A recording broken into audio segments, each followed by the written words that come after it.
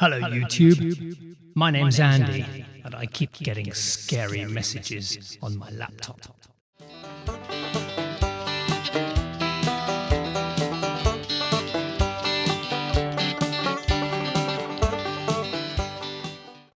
But before we get into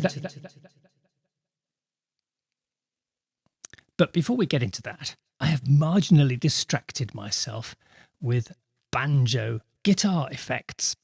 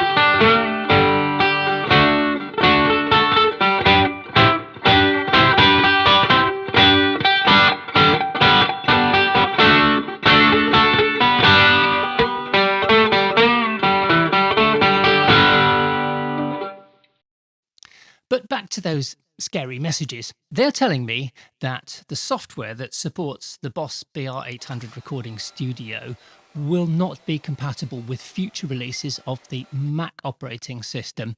For the moment, everything works perfectly well on Mac OS 15.5 Sequoia, but I suspect at some point in the future Apple will release a patch which is incompatible with some of the software that supports the BR-800. So I thought I'd better plan for how to get round that if it should ever happen.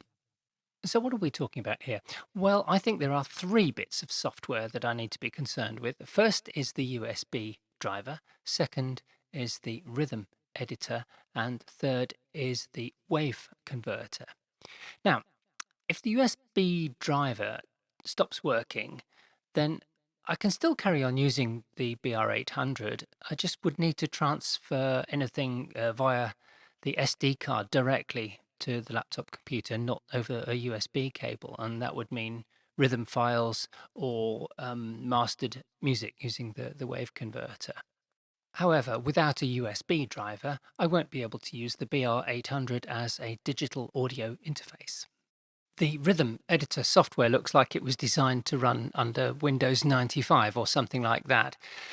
However, I've built a website which allows me or you or anybody to create pattern files that can be imported onto the BR-800.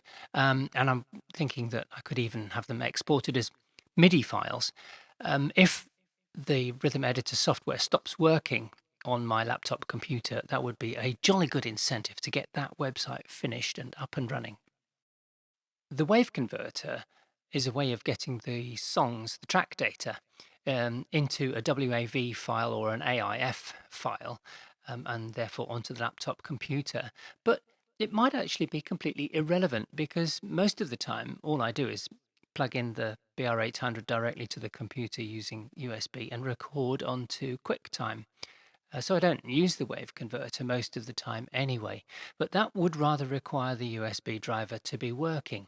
If the USB driver is not working as well, I think it would still be possible using the headphone socket and connecting it somehow to a microphone input on the laptop computer. Despite the scary messages, I am not ready to stop using the digital recording studio anytime soon. Okay, thank you very much for watching. Future YouTube videos will not be focused so much around this fairly old piece of technology.